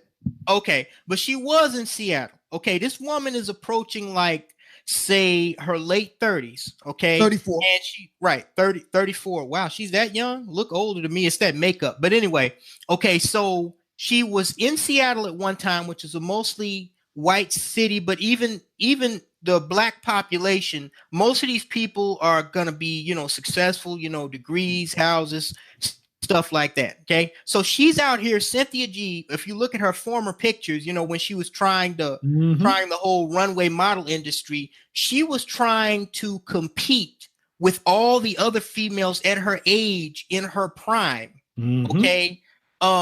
With, as all the other women in the Seattle area on the West Coast. Okay. Obviously, as the brother said, that chronic 7, she at some point she realized she was never gonna be good enough to get that that type of black guy or even that type of white guy that would wife her up that she actually wanted. Okay, and so once she accepted that, she tried a new hustle. But when she came on here and certain black men started smelling her bullshit, it only reminded her of her failures at a younger age in her 20s when she was closer to her being 20 than 30. It only reminded her of her failures with being what that brother called the chronic 7, being not even the runner-up, but not even the runner-up. In a what I would imagine, I've never been to Seattle, but I would imagine that is a very competitive city, like a San Francisco or something, where Paris Milan, oh, by the way, happens to me as well. What I understand about Seattle from Mac City Limit, I mean, not Mac City, Mr. Research, the black men in Seattle are awkward. And listening to what Tom Likas talks about Seattle, it's not a mecca for singles, and damn sure not for single black women. It's probably one of the worst places on the planet. I mean, listen to how Cynthia G talks. I mean, and I'm coming from what Mr. Research says. He was like, yeah, you getting brothers that really aren't, he says it's very bad. So it makes it even worse because now you're not seeing, not a lot of masculinity, a bunch of identity crisis, and then you still can't even benefit from there. But I think you're hitting the nail on the head. They passed their window. Mm-hmm. And here's the thing: look at the brothers in the chat room. At 34, you still got your future. They only women only. I mean, to not have a future, no kids, no nothing, dude. I mean, that's got to be pretty devastating. Yeah. Right. I mean, here's the other thing. Here's the other thing. So the other reason why a lot of these sisters get upset with me is because I asked them openly, "What do I get?" And that brings us back to Cynthia G, Paris Milan, Olivia, Alexa, et cetera, et cetera, et cetera. What are they offering? I mean, because as me and Brian rightly agreed on, in the modeling world, and I know a little something about it because my sister did it, women like Olivia, Alexa are common, man. That's not at all unusual. Right. So what are you offering outside of a pretty face that if you're a brother Kevin, come on, man. You know what I'm saying is true. Right. 100 people with master's degrees go to interview. Which one's going to get the job? Right. Right. So, okay. Yeah. Okay. A lot of people don't know what's behind like the face of like an Olivia Alexa or a Cynthia G or a Paris Milan. They don't know what baggage that female has from STDs to babies. I'll tell you what's behind it. I'll tell you exactly what's behind the typical adjustable chronic 7. A bunch of goddamn problems. Yep. Because you were not going to be her first choice. Yeah. Even when you get with her, she gonna always be like, "I had to settle for you." This is the ones that don't get some help. Now, the ones that get some help actually sit down with a therapist, take inventory, can take ownership, confess, go get with Nicole and get some femininity. They come to the table with a completely different attitude. But the chronic 7s are the damn worst because they was always looking for more than their value. Mm-hmm. Right. They've been lied to. Right. See, we can't get away with that. We have to be whatever we are. And if we want more, as Obsidian's talked about, we have to work our way up to that. Mm-hmm. Women, what's bothering particularly, like we'll just use Olivia Alexa as an example. Because we've been talking about her mostly in this stream. What bothered her, as we saw, and you notice how she titled that second video. She said something to the tune, correct me if I'm wrong, Obsidian, the MGTOW community made me do this. So she was letting MGTOW know, y'all hurt my feelings. Now I'm coming back at you. See, she's used to, I don't have to do no real work to upgrade myself. All I have to do is come with my nice looks, spice them up a little with, some lip gloss and some eyeliner, paint my eyebrows, put my lace front on, fit, get my hair done, get my makeup done, and just stand in front of this camera, hit a couple of talking points, and I get worshipped as a queen. But she got a titty tattoo. But Brian, she found out different. She found out different. Huh? Her response is human nature. When you feel attacked, what do you do? You attack back. Exactly. Yeah. She has a titty tattoo. Yeah, and Kevin, I'm glad you noticed that because I was wondering if anybody else picked up on that. I'm gonna tell you right now. I'm not get a high quality man with a license plate. Here's my thing personally. personally, within reason, I don't have a problem with tats. But here's the problem. It's visible. Here's the problem. Not only is it visible, but here's the other problem. It's ghetto. Yes. It marks you out as a lower class woman. That is correct. I didn't say that. I'll say it. I don't have a problem with it, but I'm just saying. And that goes to my point. And that goes to my point. There are cops that have tats. She can't level up to the high post. Let me speak to exactly what you're talking about. When I made my broadcast the other day talking about Black professional game, there is no way in the hell I could take her to the mayor's ball and she could wear off the shoulder gown with that fucking shit showing. She would embarrass the hell out of me. Yep. There's no way I could take a woman with a damn Nicole. I know you have something in your movement about visible tattoos.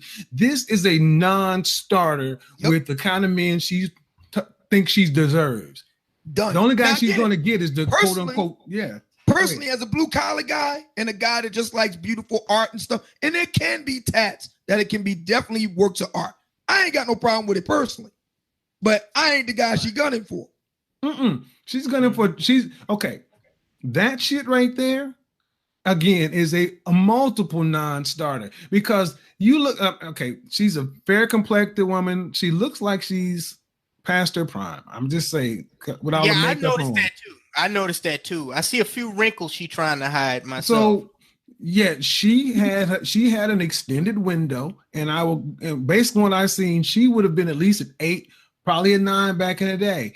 But now I don't understand why. Well, she got that damn tattoo, and I just have a hard time imagining a Nicole Michelle with a titty tattoo.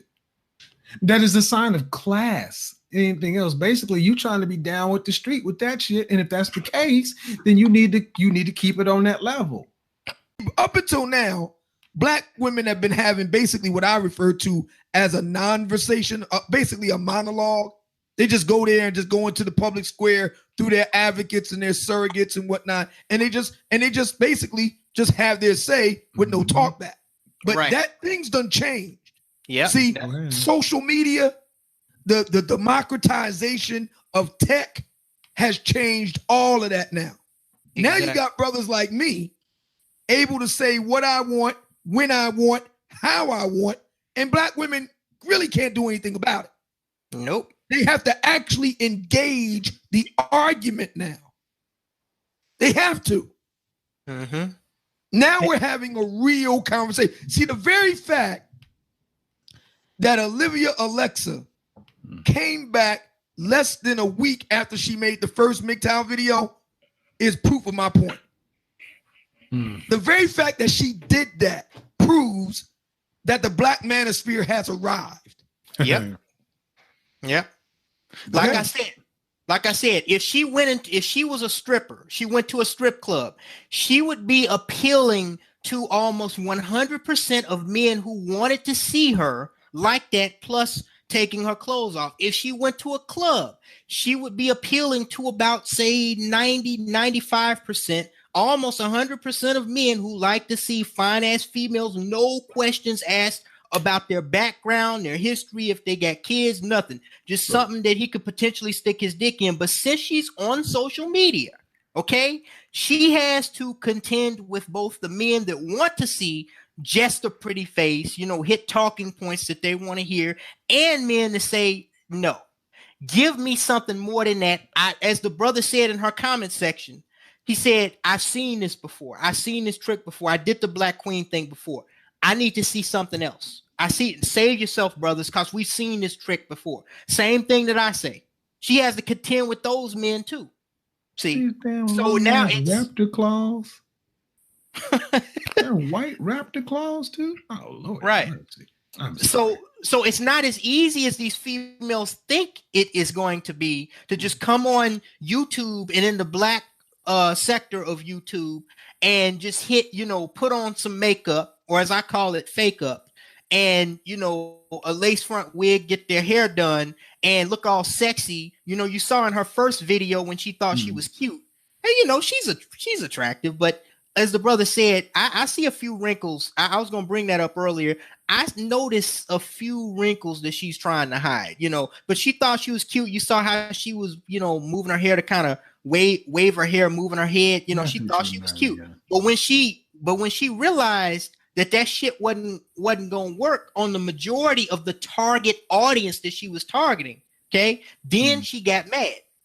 And Obsidian is kind of, he's kind of co-signing that in what he's saying. You can't run game on everybody just because you're a cute face on the internet, because what you broadcast is broadcast out to the entire world, and people have a right to interpret it the way they damn well please, whether they like you or they don't like you, whether they believe you or they don't believe you. You have to work to appeal to certain audiences or certain individuals. Well, I mean, I want to now those women that say what men want to hear, they go viral. They go viral all the time, and people will tag me on it on Facebook. Nicole, have you seen this? And I'm like, she's saying the same thing I'm saying, only she's 10 years younger than me, or she's in her 20s. She's talking about something she don't even know nothing about. Mm-hmm. She's regurgitating things she's heard men say, and it went viral. I saw Olivia Alexis the actual video that went viral 2 years ago. I saw that and I was like, oh, okay, she's rather young to be talking like that, but okay. You know what I mean? It's like y'all have to. Men like to look at what they like to look at, and if I was 10 years younger, I would probably be super huge right now. But I'm older, and guys are like, yeah, I don't want to lay up with her. I want to lay up with Olivia Alexia. So she goes viral, and I understand the game, but y'all have to understand she doesn't have to have good content. She doesn't have to do any of that because she's young and pretty, and that's just how the game is. I get it. I'm sorry. Are you done, or did you have something else? Because I just men support her, so. If y'all don't want it, then cut it off sweep the leg. That's all I'm saying. What would you going to say? Well, okay, I'll tell you. Okay, in response to your woman not wanting to go out, because you're basically her gladius. And what is a gladius? A gladiator. Gladius is a pig sticker, man. It's a short story. But why does a gladiator get a gladius? A gladiator gets a gladius when he has proved his valor in the Colosseum. He's won a shit ton of stuff, and the crowd has roared and said, "We want him to go free." And the gladius is a symbol of that gladiator's freedom. Yeah, you're her goddamn gladius. All the work that she does, everything she does, you're her symbol that, look what I got for doing all this other shit. You're her visual representation, and she done got free of this fucked up feminist mindset. It reminds the other people who are sitting in the Coliseum that they need to keep on working. And they see that, and they're just like, well, damn it. As long as they can keep saying, ain't no good men out there, ain't no brothers out there, and they don't have to see it, they can live in their delusion, which you're a visual representation of what is possible, and y'all look good together and you're happy. Y'all are making it fucking difficult for them to be upset. So what do you think they're going to do? Turn around and say, you know what? All I got to do is drop about 70 pounds, get in the gym, be nicer, holler at Nicole Michelle, give me some therapy, get some femininity, and maybe next year I can have another dude too. That looks too much like overalls and work. No, it's easier to say, fuck that bitch. Fuck him too. What's wrong with her? Oh, man, come on, man. She said it. Number one, many black women are manlets and bufferillas. Number two, that's number one. And number two, they're bitches. Mm-hmm. See, Cynthia G. And this goes back to a point that Kevin was talking about. See, you can be a Cynthia G in your day, right? And you can be a bitch, but because you're attractive, there are at least some men who will put up with you at least for a while because you are attractive. You might be a bitch, but you're attractive. Fine, get you time. That's one thing. But see, if you a bufferilla, if you a bust down and you a bitch, oh no. The only dudes that are going to mess with you are the dudes that got no options. The poor, the pookies, the dusties. Mm-hmm. Those are the only guys gonna fuck with you. And when you're a professional woman, I was listening to Tom Likas the other day. When you're a professional woman, I had to laugh. You are basically a booty call because honestly, most you're probably higher on the food scale than the average guy that you want to date. You're more educated, and women, your hypergamy kicks in.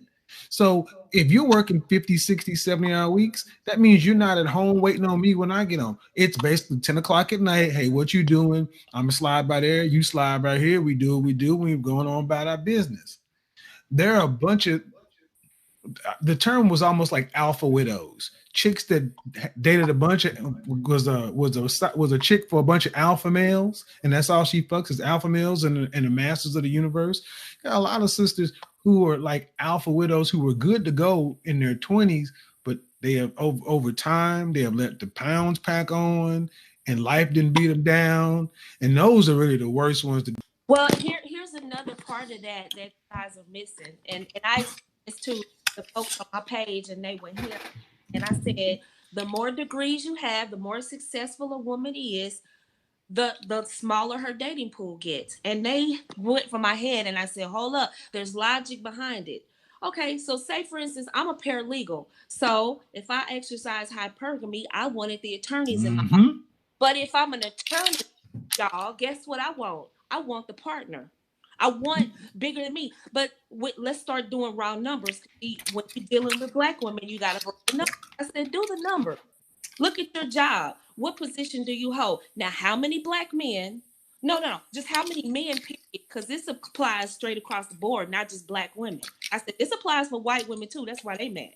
I said, now, survey how many men that are available that make more money than you in your company. Oh, that makes sense, Nicole. I said, now see how unrealistic you are about your dating options. See, y'all up here arguing with me. You don't want black women to be educated, Nicole. I said, you stupid.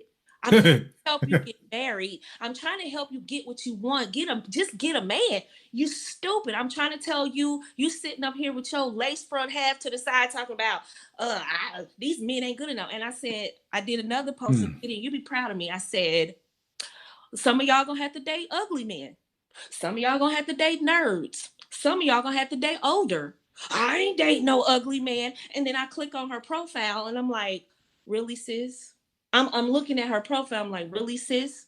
You won't date an ugly man? This is crazy. But she's in her 30s with her lace front to the side. And I'm not dissing sisters. I'm just saying they're unrealistic. Like I'm telling you, just because he's not attractive as you listen. I said, this is how I grade. He can have a beautiful goddamn wallet. Yeah, I said, this is how I grade myself. After makeup, I remove my makeup. That's my true number from scale 1 to 10. Grade yourself without makeup, because a lot of you grade yourself with makeup. Oh, I'm a strong 8 with makeup. I'm a 9 with makeup. And I'm worse than that, Nicole. I tell him, this is how I want you to grade yourself. I want you to grade yourself after you step out of the shower. You still wet. Look at yourself in the mirror. That is you. I used to tell people that in my spin class, because that is the realest representation. I was like, turn up the tension, climbing the hill. You don't want to, okay, you got to see you naked getting out the shower. That's the truth. And see, when I laugh when I hear black women are the group that holds on, that they think they need to have fine men. I'm like, he can have a beautiful wallet, and his situation can look hella fine. Right. Men are supposed to be effective. Women are supposed to be attractive. That's some masculine shit right there. I was just going to say right quick, I think also society has to take part of the blame for this as well, because from an early age, we are not taught to be realistic about life. Just think about what they teach kids, the basic curriculum in these schools, like even in elementary. You're taught stuff like, algebra and social studies and geography, shit that you're not, for the most part, unless you're, unless you become like a scientist or a mathematician, a lot of this shit you are not really gonna fucking need in real life. Okay. You need to learn stuff like, how to fill out a job application, how to conduct yourself in a job interview, to understand what, certain laws are of your particular state, to learn how to present yourself when you're out in public, to learn how to fill out your taxes, stuff like that. They don't normally teach kids shit like this. And so a lot of people, they grow up and, as you get older, there's certain other things that you mislearn as well about love, about family, things that are traditional, but they are not realistic. A lot of this stuff that people are learning now, this stuff is so fucking outdated. It's worse than a piece of green bread sitting on a store shelf. You know what I'm saying? It should have been pulled. The tag should have been pulled and it should have been thrown out a long time ago. And so people from early on, even before you hit puberty and they start feeling funny down there, people, particularly females, but people in general, are not taught to be realistic about how to approach things like relationships and, what to look for in the dating pool. Now, yeah, you're right. Anything can happen, but I feel like the number one most important thing in life, and a lot of people would disagree with me, but it's not love, not even family. It's one word: survival. I can explain that if somebody wants me to or not. I know a lot of people would disagree with me, but survival of the individual is the most important thing. People disrespect you. Life disrespects you. When you go through all of that shit and you come to understand the only number one thing that truly matters. There's a lot of things that are necessary. Don't get me wrong. There are a lot of things that are necessary. There's a lot of things a man can do. But the only thing that truly matters is survival. And once I realized that, I was a different man completely.